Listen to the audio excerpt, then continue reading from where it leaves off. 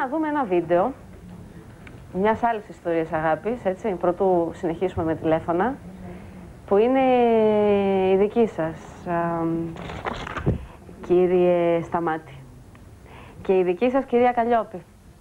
Η κυρία Καλλιόπη μας είχε πάρει τηλέφωνο στις 4 Νοεμβρίου στην εκπομπή. Το θέμα μας ήταν συγκρούσεις στα ζευγάρια, το θυμάμαι. Συγκρούσεις στα ζευγάρια και βγαίνει ξαφνικά μία κυρία, ενώ λέγαμε για προβλήματα και έπρεπε τελικά να είχαμε να παίξουμε εκείνο το στιγμιότυπο, το έχουμε. Ναι, με τη φωνή της να θυμηθούμε τι μας είπε εκείνη τη μέρα. Κυρία Καλλιόπη, θυμάστε τι μας είπατε εκείνη τη μέρα? Έχετε μικρόφωνο? Ναι, ευχαριστώ πάρα πολύ. Τι μας είπατε εκείνη τη μέρα? Ότι υπάρχουν και ευτυχισμένα ζευγάρια. Δεν θυμάμαι, ήταν πολύ, δηλαδή το άκουα και στενοχωρήθηκα πολύ. Λέω, κρίνοντας από τον εαυτό μου, δεν μπορούσα να καταλάβω ότι τόσες συγκρούσεις και τόσες καυγάδες και τόσες φασαρίες, τα αντρόγυνα μεταξύ τους. Ίσως επειδή δεν τα είχα ζήσει μου και ήθελα να δώσω κάτι, ότι δεν υπάρχουν μόνο αυτά τα ζευγάρια. Υπάρχουν και τα άλλα, τα νέα παιδιά που πρόκειται να παντρευτούν. Μιλήσατε για σας όμως και τι μας είπατε, σας παρακαλώ, θυμίστε μας. Εγώ έχω ένα γάμο, δεν ξέρω, πιστεύω ότι είναι από τους πιο τέλειους. Έτσι τον θεωρώ εγώ. Είμαι 24 χρόνια παντρεμένη και...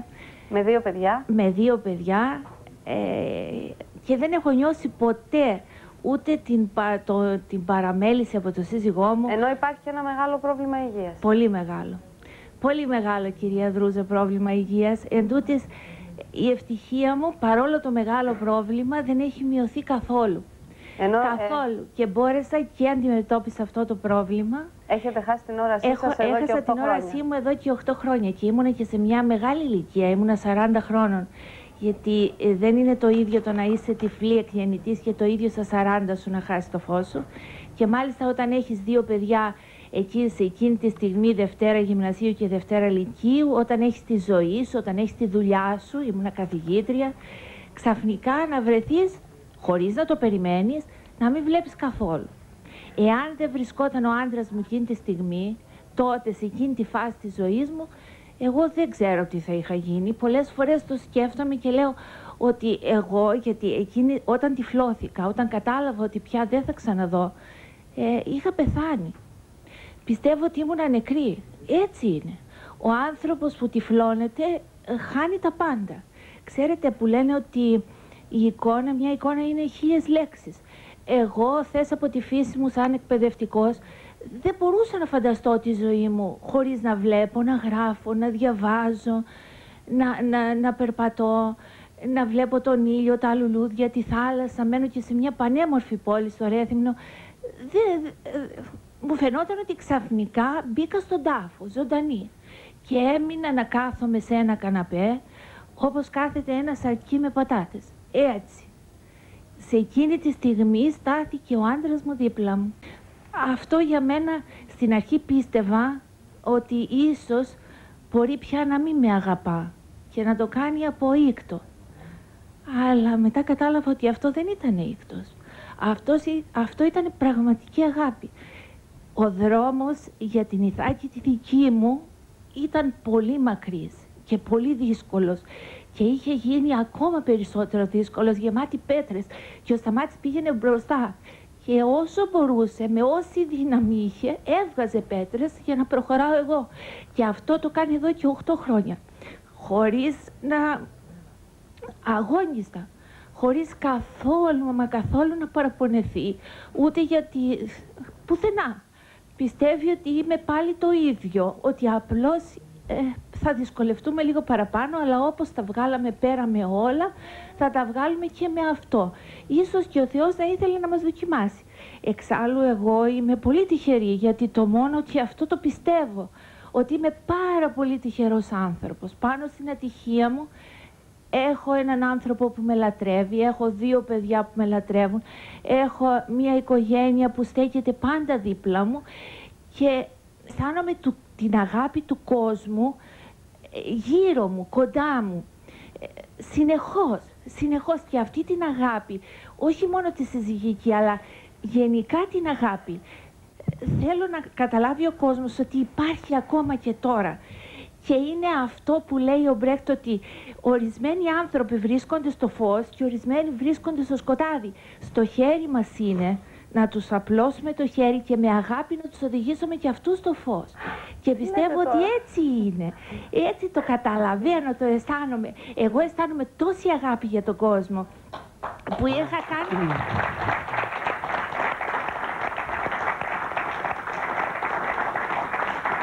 που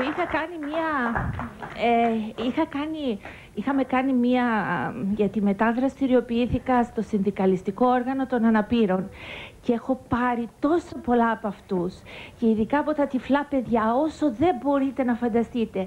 Κάναμε λοιπόν μια εκπομπή, μια ημερίδα στο Ρέθυμνο όσον αφορά τις μεταμοσχεύσεις και είπα στον κύριο Βλαχογιάννη ότι εγώ θα δω κάποτε. Θα δω, γιατί αυτό που ζήτησα όταν έγινα δωρήτρια οργάνων σώματος ήταν να δωρήσω τους κερατοειδείς μου, οι οποίοι δεν έχουν τίποτα. Φαντάζεστε, κυρία Δρούζα, τα δικά μου τα μάτια να δώσουν φως σε κάποιου άλλου τα μάτια? Δεν θα δω εγώ τότε. Θα δω. Θα ξαναδώ, σίγουρα θα ξαναδώ. Και αν αυτό δεν είναι αγάπη, ποιο είναι αγάπη τελικά? Και αν ο Χριστός δίδαξε την αγάπη, αυτή είναι αγάπη, γιατί ο Χριστός σταυρώθηκε και το αίμα του μας έδωσε. Και εμείς αυτό πρέπει να κάνουμε.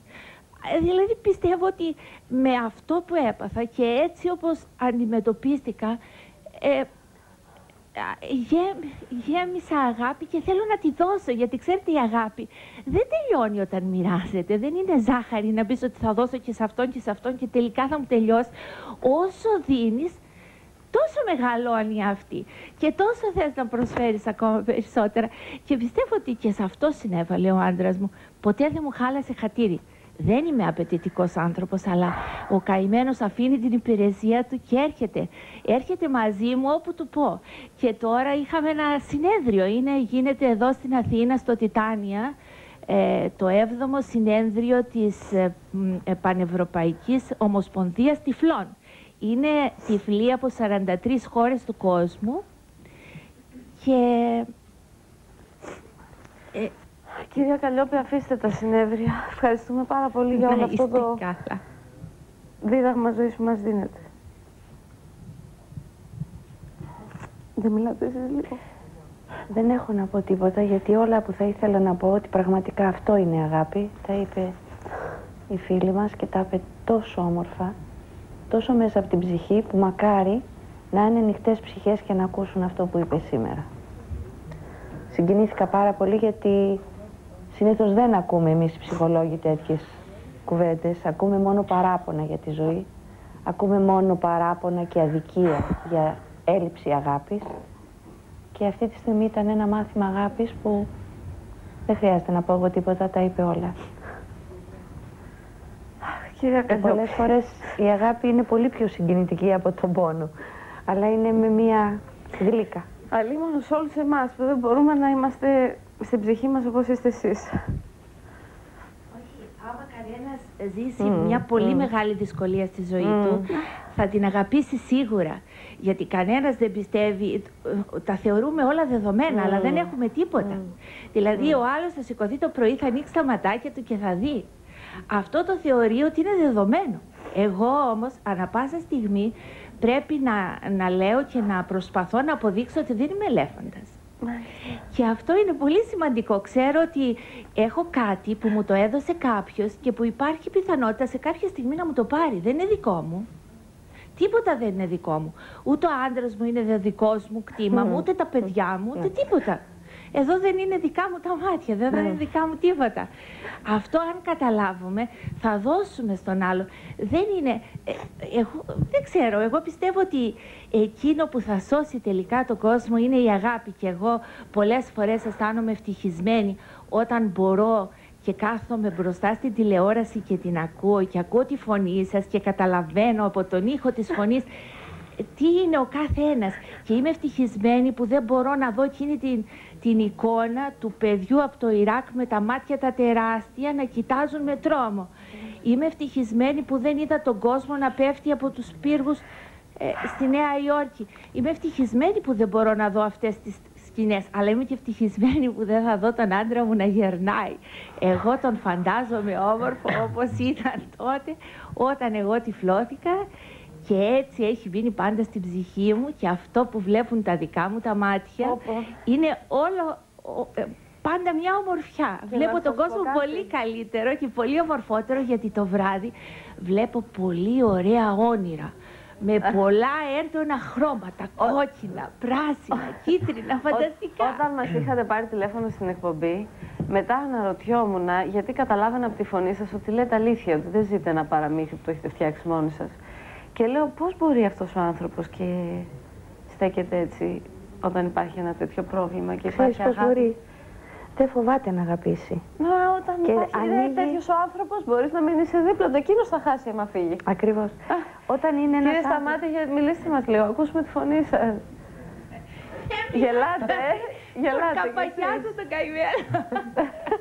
Καπακιάζω. Εάν μιλούσα κι εγώ πάρα πολύ, φαντάζεστε, δεν θα άκουγε ο ένας τον άλλον. Θέλετε κάτι να μας πείτε? Θέλετε κάτι να μας πείτε? Όχι, δεν... Τα είπε όλα εκείνη.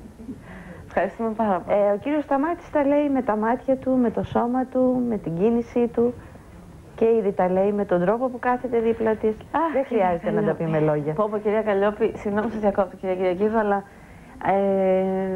ώρες αυτές οι στιγμές είναι που λέω δόξα τω Θεώ που υπάρχει αυτή, που ζω αυτά που ζω μέσα σε αυτή την εκπομπή. Όχι αν υπάρχει δεν υπάρχει, αλλά για αυτά που ζω εγώ μέσα σε αυτή την εκπομπή. Εγώ πιστεύω ότι η πιο συγκινητική αγάπη είναι αυτή που την παίρνεις από ανθρώπους που δεν το περιμένεις και δεν ξέρεις και πολύ. Γιατί δεν είναι ούτε αναγκασμένοι πάλι εισαγωγικά να σου τη δώσουν και ούτε και το περιμένεις. Λες για την ανιδιοτελή αγάπη. Μα μόνο αυτή η αγάπη υπάρχει. Ναι, δηλαδή την εισπράττουμε από παντού την αγάπη, όχι μόνο βέβαια από τον άνθρωπο Πάντως, μας. Πάντως, αυτό που λες, η ανιδιοτελής αγάπη είναι η πραγματική αγάπη. Η άλλη δεν είναι αγάπη. Η άλλη είναι εγωκεντρικό αλυσβερίσι. Τι θα μου δώσεις, τι θα σου δώσω. Μήπως θέλετε να μιλήσετε?